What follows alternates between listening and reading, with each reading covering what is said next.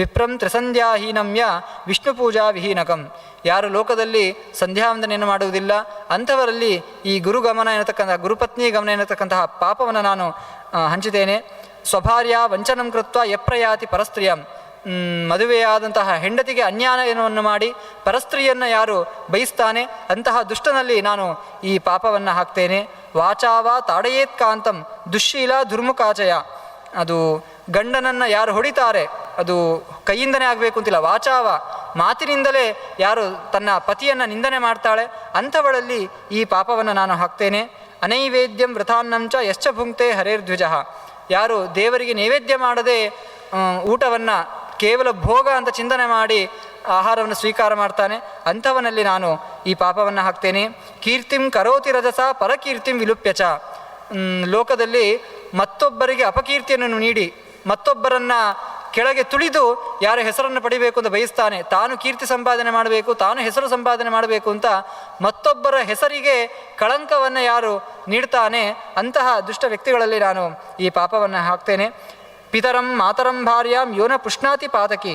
ತಂದೆಯನ್ನು ತಾಯಿಯನ್ನು ಹೆಂಡತಿಯನ್ನು ಯಾರು ಒಳ್ಳೆಯ ರೀತಿಯಲ್ಲಿ ಅವರಿಗೆ ವಸ್ತ್ರ ವಸನಾದಿಗಳನ್ನು ನೀಡಿ ಯಾರು ಅವರನ್ನು ಪೋಷಣೆ ಮಾಡುವುದಿಲ್ಲ ಅಂಥವರಲ್ಲಿ ನಾನು ಈ ಪಾಪವನ್ನು ಹಾಕ್ತೇನೆ. ಹೀಗೆ ಲೋಕದಲ್ಲಿ ಅನೇಕ ರೀತಿಯಾದಂತಹ ದುಷ್ಟಕರ್ಮಗಳನ್ನು ಹೇಳ್ತಾ ಅಶ್ವತ್ಥ ತರುಘಾತೀಚ.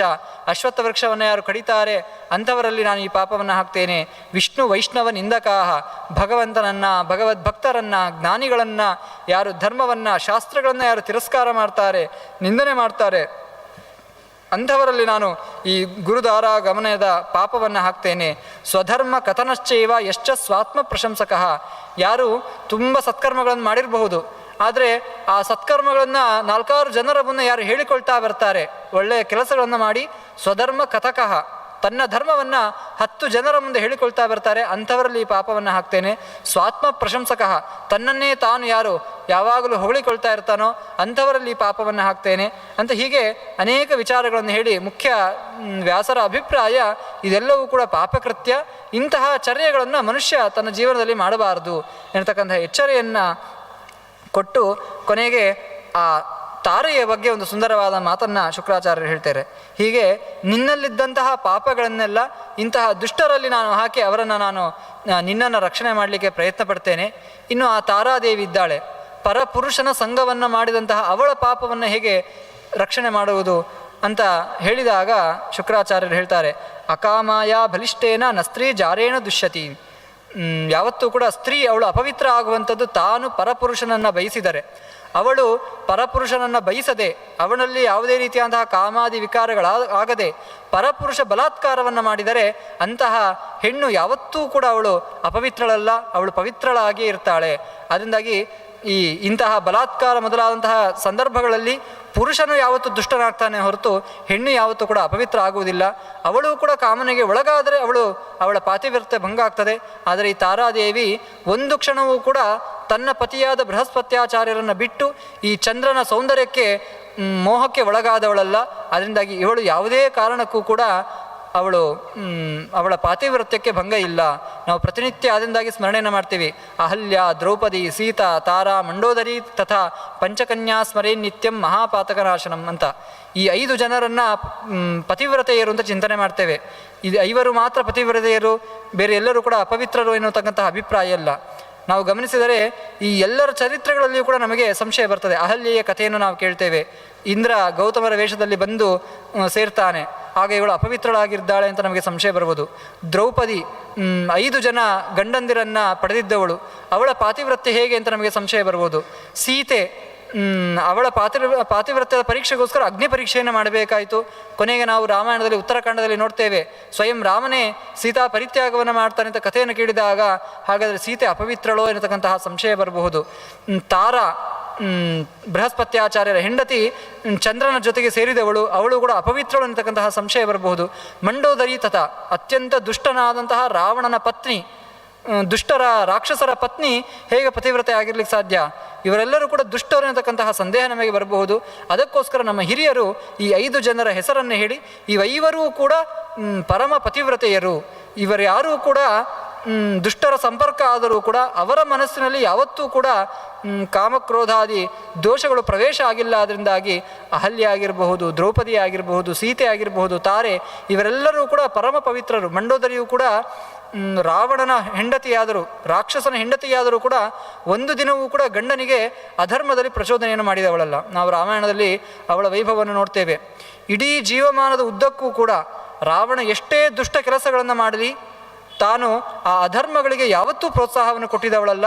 ಯಾವತ್ತೂ ಕೂಡ ಧರ್ಮವನ್ನೇ ಮಾಡಬೇಕು ಅಂತ ಆ ಧರ್ಮದ ಜಾಗೃತಿಯನ್ನು ನೀಡ್ತಾ ಇದ್ದವಳು. ಗಂಡ ಕೆಟ್ಟವನು ಅಂತ ಹೇಳಿ ಗಂಡನನ್ನು ಯಾವತ್ತೂ ಕೂಡ ನಿಂದನೆ ಮಾಡಿದವಳಲ್ಲ.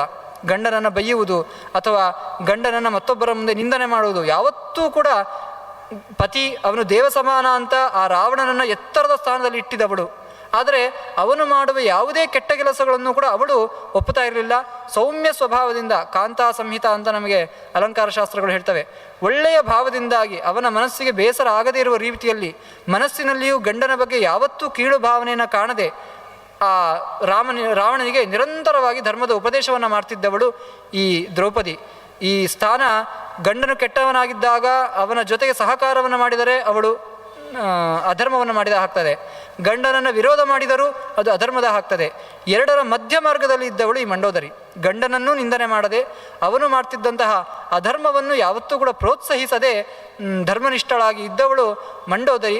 ಅದರಿಂದಾಗಿ ಪರಮ ಪತಿವ್ರತೆಯಾದವಳು ಆ ಮಂಡೋದರಿ ಎಂಬುದನ್ನು ನಮಗೆ ತಿಳಿಸುವುದಕ್ಕೋಸ್ಕರ ನಮ್ಮ ಹಿರಿಯರು ಈ ಪತಿವ್ರತೆಯರ ಚಿಂತನೆಯನ್ನು ಪ್ರತಿನಿತ್ಯ ಮಾಡಬೇಕು ಅಂತ ನಮಗೆ ಮಾರ್ಗದರ್ಶನ ಮಾಡಿದವರು. ಹೀಗೆ ಆ ತಾರೆ ಚಂದ್ರನನ್ನು ಸೇರಿದ್ದರೂ ಕೂಡ ಅವಳ ಪಾವಿತ್ರ್ಯಕ್ಕೆ ಭಂಗವಿಲ್ಲ, ಅವಳು ಅತ್ಯಂತ ಪವಿತ್ರಳಾದವಳು ಅಂತ ಹೇಳಿದ ಶುಕ್ರಾಚಾರ್ಯರು ಅವಳಿಗೆ ಅನುಗ್ರಹವನ್ನು ಮಾಡಿದ್ದಾರೆ. ಈ ಎಲ್ಲ ವಿಷಯ ಬೃಹಸ್ಪತ್ಯಾಚಾರ್ಯರಿಗೆ ಗೊತ್ತಾಗಿದೆ. ತನ್ನ ಪತ್ನಿಯನ್ನು ಚಂದ್ರ ಸ್ವೀಕಾರ ಮಾಡಿದ್ದಾನೆ ಅಂತ ಗೊತ್ತಾದಾಗ ಬೃಹಸ್ಪತ್ಯಾಚಾರ್ಯರು ತುಂಬ ದುಃಖವನ್ನು ಅನುಭವಿಸ್ತಾರೆ. ಯಸ್ಯ ಮಾತಾ ಗೃಹೇ ನಾಸ್ತಿ ಗೃಹಿಣೀಚ ಸುಶಾಸಿತ. ಮನೆಯಲ್ಲಿ ತಾಯಿ ಅಥವಾ ಹೆಂಡತಿ ಇಲ್ಲದಿದ್ದರೆ ಅದು ಗೃಹ ಅಂತಲೇ ಆಗುವುದಿಲ್ಲ. ಭಾರ್ಯಾಶೂನ್ಯ ವನಸಮಾಹ ಸಭಾರ್ಯಾಶ್ಚ ಗ್ರಹ. ಒಂದು ಮನೆಗೆ ಗೃಹ ಅಂತ ಹೆಸರು ಯಾವಾಗ ಅಂತ ಹೇಳಿದ್ರೆ ಹೆಂಡತಿ ಇದ್ದರೆ ಮಾತ್ರ. ಭಾರ್ಯಾಶೂನ್ಯ ವನಸಮಾಹ, ಅದು ಕಾಡಿಗೆ ಸಮಾನ.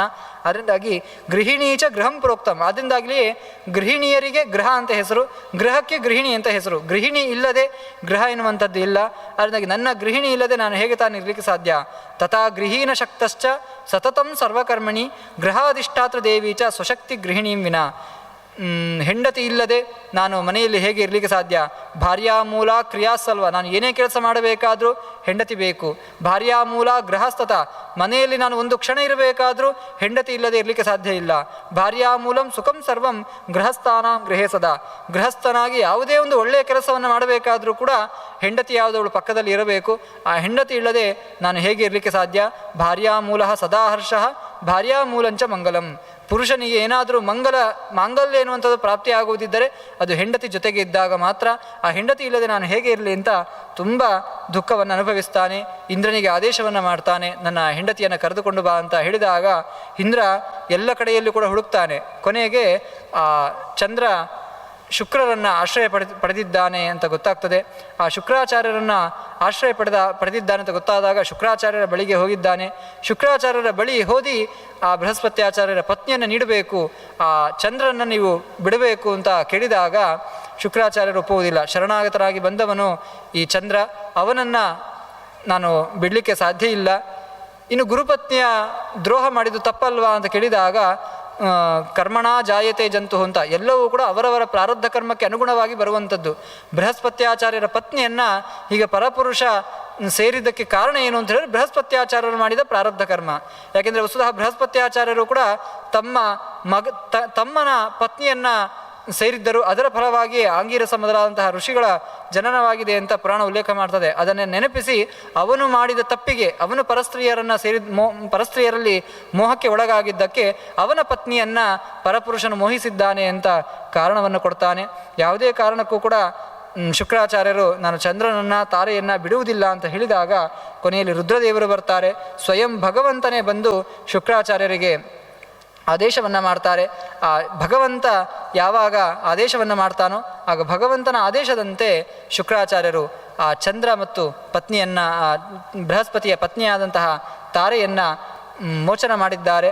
ನಂತರ ಆ ಚಂದ್ರ ಮತ್ತು ಬೃಹಸ್ಪತಿಯ ತಾರೆಯಲ್ಲಿ ಹುಟ್ಟಿದಂತಹ ಮಗನೇ ಬುಧ ಎನ್ನತಕ್ಕಂತಹ ಹೆಸರಿನಿಂದಾಗಿ ಚಂದ್ರವಂಶದಲ್ಲಿ ಆ ಬುಧನ ಮೂಲಕ ಚಂದ್ರವಂಶ ಎನ್ನುವಂಥದ್ದು ಬೆಳೀತದೆ ಎಂಬುದಾಗಿ ಹೀಗೆ ಆ ತಾರೆಯ ಚರಿತ್ರೆಯನ್ನು ಹೇಳಿ ಹೀಗೆ ಅನೇಕ ಸ್ತ್ರೀಯರ ಪಾತಿವ್ರತ್ಯ, ಅವರಲ್ಲಿದ್ದಂತಹ ತಪಸ್ಸು, ಅವರಲ್ಲಿದ್ದಂತಹ ಶಕ್ತಿಯನ್ನು ನಿರೂಪಣೆ ಮಾಡುವಲ್ಲಿಗೆ ಈ ಎರಡನೆಯ ಪ್ರಕೃತಿ ಖಂಡ ಕೊನೆಗೊಳ್ಳುತ್ತದೆ.